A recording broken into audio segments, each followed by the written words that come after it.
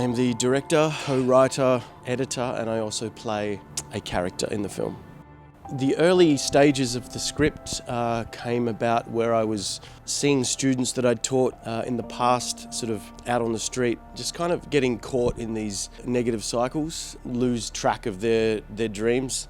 So that was the sort of premise of the story. It was about 3 boys just out of high school, sort of getting caught in these toxic cycles and not really having the right role model to sort of help guide them through that. So then it became a story about how youth deal with hate and how they deal with blame.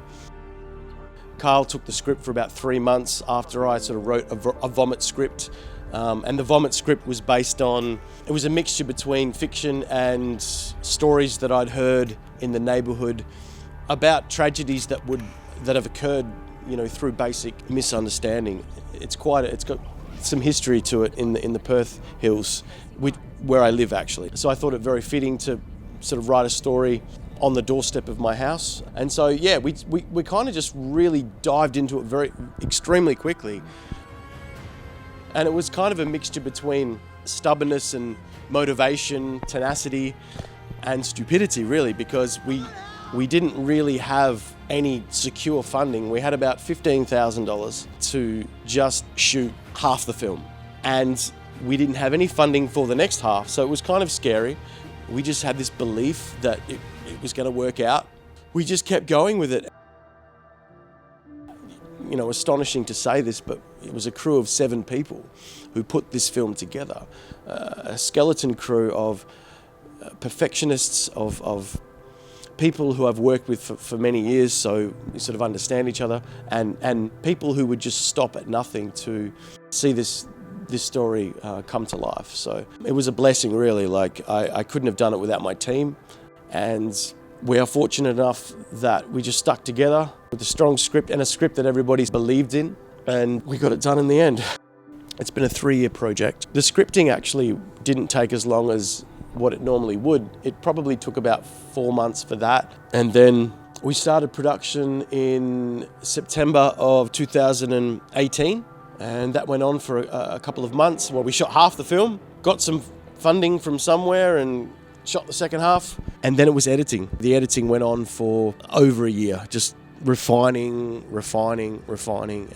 and that was another whole gamble experience in itself. We didn't have much funding at that time. I quit my job teaching at that time, so I took a year off, and I took on the role as editor, and I haven't edited a feature film before, so it was quite challenging.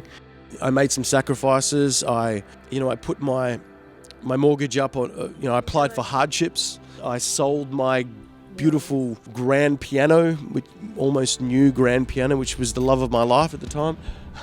And I proceeded to edit the film in the bedroom of my house, which I don't recommend, actually, but it sort of served me at the time, because I knew that for this film to be finished and to be completed in the way that I saw it, I needed to be very close to it. Sometimes I was too close, but I knew that, I wanted to have my computer right next to the bed, so that if I had this alarming, crazy idea at 3 a.m, I could jump out of my bed and be right there. And this was a process that just went on, and it was grueling. There's lots of things I could say about it, but I'm very grateful to have Carl. Carl was kind of like my personal psychologist who would sort of get me through many of the hardships, because it was a grueling battle. I was driving this thing, and you didn't know when the next bit of funding was coming from. I didn't even know if anyone was going to resonate with this film, if anyone was going to like the film. And there were times when I would ask myself, why am I doing this?